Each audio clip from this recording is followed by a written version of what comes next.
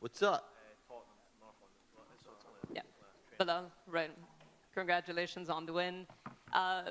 All the weight, the hate, the doubt. Tell me what's going through your mind right now.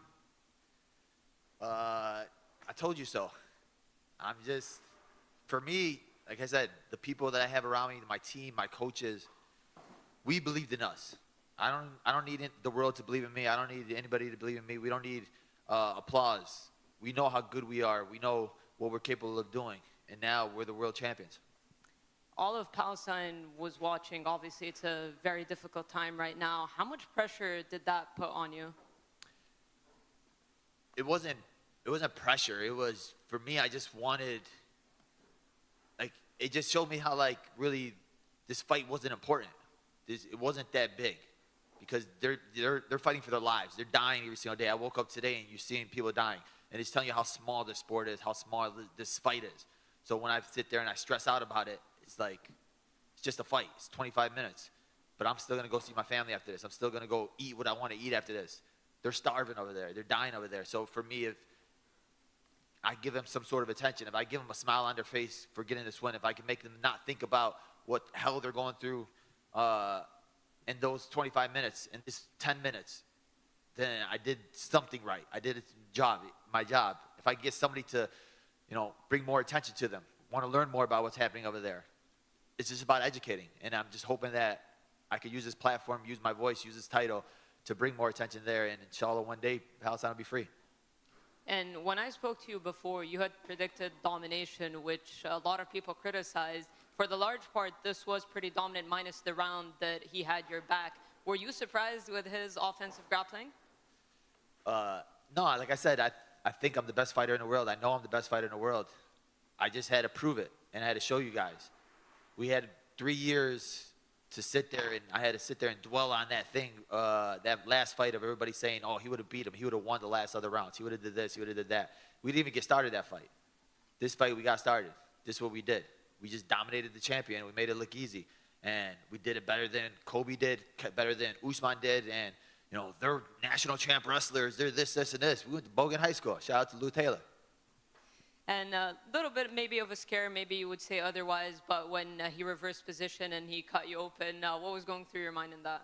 I was stupid. It was just literally mind lapse. I was trying to switch to the mount, and then he ended up turning it real fast, and he had a good elbow. But, yeah, can never let that happen again. And one last one from me. I don't know if you saw Shavkat Rakhmonov tweeted. He basically called you out. It was respectful. He said, you promised that you would defend your title against me. Would you be interested in defending against Shavkat first? Yeah, of course. I mean, I've literally never turned down a fight. I never backed down from anybody. I've had so many people turn down fights against me. So now I'm at the top. I'm the man. And for me, now cementing my legacy as the best welterweight to ever do it. I'm not going to sit there and call out these random guys and everything. Who's next in line? Who's the best in line? And I'm going to show you what I am, what I can do. They thought Leon could walk through me. Now I'm going to walk through all these other guys. Paul, in the front right here. Kind of going off of that, what do you want your reign to look like? Do you want just to fill up the rubies? Do you want to be double champ? What do you want your title reign to look like? I want to be considered the best welterweight to ever do it. People laughed at it when I said it the other day, and they were like, oh, he said he compared himself to GSP. Ha ha, what an idiot. But now look where I am. Look at the guys I have in my resume. Leon beat Usman twice, and Usman was right underneath GSP. I beat Wonderboy, Gilbert Burns, Luque, Damian Maia. All these guys are huge names. People are going to keep disrespecting me, but we just keep winning. Did you say anything to Leon after the fight? Because he gave you credit at the end because, he had a good game plan and everything. But did you guys speak at all? I know there was a lot of issues between you two leading up to this. No, I mean, you always get respect after a fight, going through a battle, right? For me, it was just, it took me 3 years to get that taste out of my mouth. 3 years to finally get this fight back. And I had to deal with all the haters and all the trolls and everybody saying that he would have beat me, he would have did this, he would have did that. But now there's nothing else for them to say. In your mind, what would it take for you to leapfrog GSP? Just pass his title defense record? Is it finishes? What else do you have to do? I think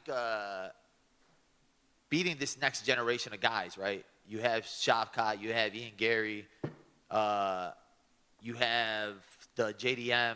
So there's these young up-and-comers that everybody's saying are killers. They're probably still saying these guys are going to kill me next, right? So if I go out there and I walk through all these guys and then I beat the old generation, there's really, I just want to be the guy that did everything that you said I couldn't do.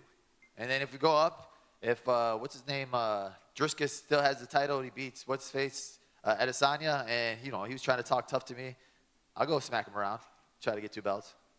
You were a little critical of Chicago sports at Media Day, but now you have your title. What's your message to the people in Chicago? We got a real champion now, right? Let's get this parade going.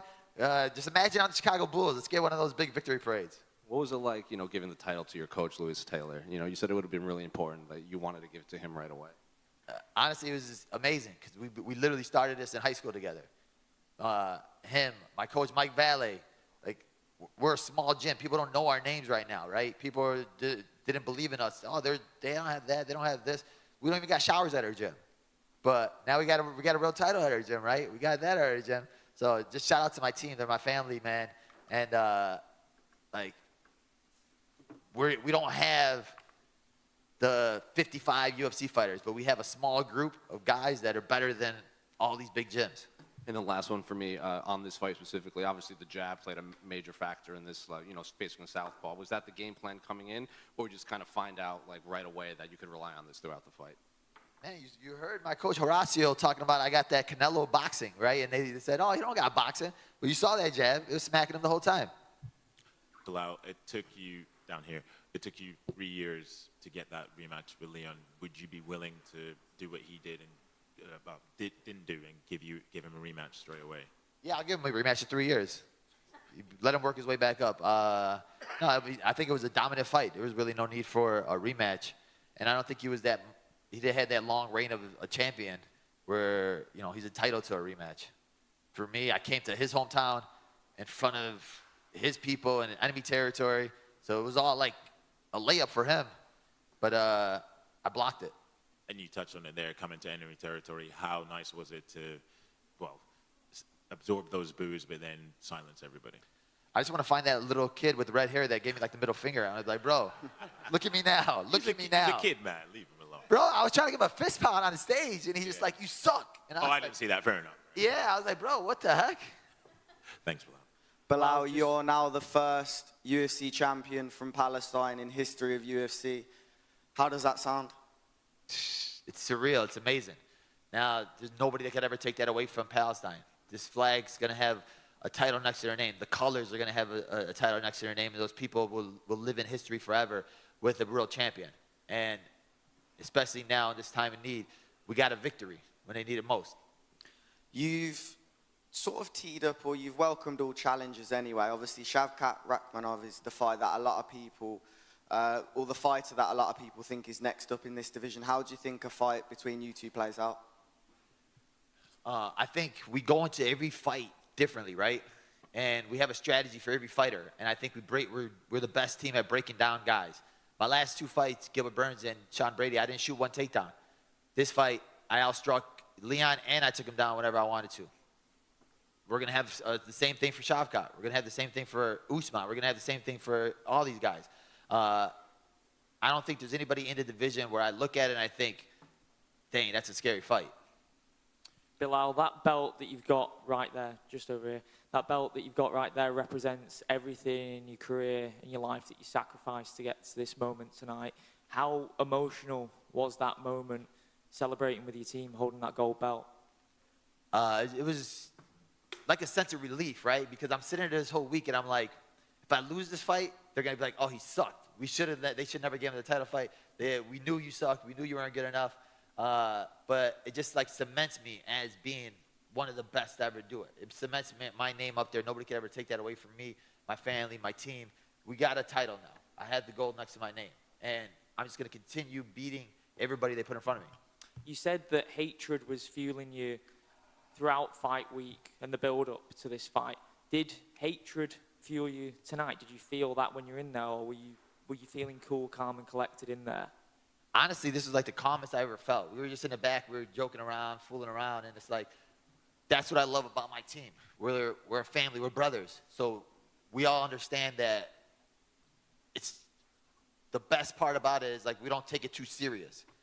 We know what the job is. We know how to get the job done, but we're not sitting there like tense, like we're all just chilling back there, having fun, listening to music, and that's the best. When I'm feeling like that, that's when I fight the best. Is the feeling towards Leon still the same? And I know you felt like you were avoided for a long time when you felt you rightfully deserved a title shot.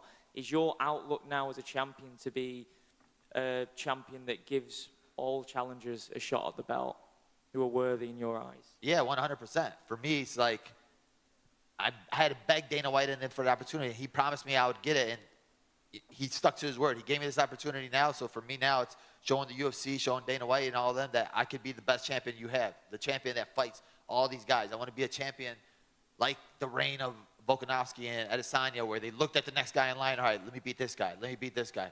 Like we never ducked anybody. We're never ducking anybody, and point them out. Do you welcome those bad blood rivalries in the future? Because that definitely captured the imagination of the fans this week. It's what sells. Did you enjoy that back and forth verbally with Leon, or did you find it quite draining? No, I love that. Like I'd rather have it that way. I'd rather fight that way, just because I'm like. I like trash talking. I like going back and forth with somebody. If I dislike you, it makes me fight better. It makes me wake up and want to go that harder. He pushed me to my limits. This is the best I've ever felt, the hardest I ever worked, because I knew I had to back up the talk. I knew I couldn't just go out there and I couldn't lose this fight because of that, because I knew they were like, oh, all that trash talking, you lost. All that trash talking, this. So for me, it was like, we got to work the hardest we ever worked. Belal, down here to your left. Hi, just a couple of quick ones. Becoming a champion is obviously a career goal, a life achievement. How's this going to change you now that you've actually reached that goal? It's not going to change me. It's going to, more so, I just hope it just gives my coaches and my team the respect they deserve. Because I know I'm working with the best team and the best coaches in the world. So it's just for them getting their name out there now. They're not the loudest, right? The people really don't know who they are because they don't like to get flashy and do all this stuff. But now people are going to start wondering, what are they doing in Chicago? Wait, let's go visit. Maybe there's something going on out there that we don't know about.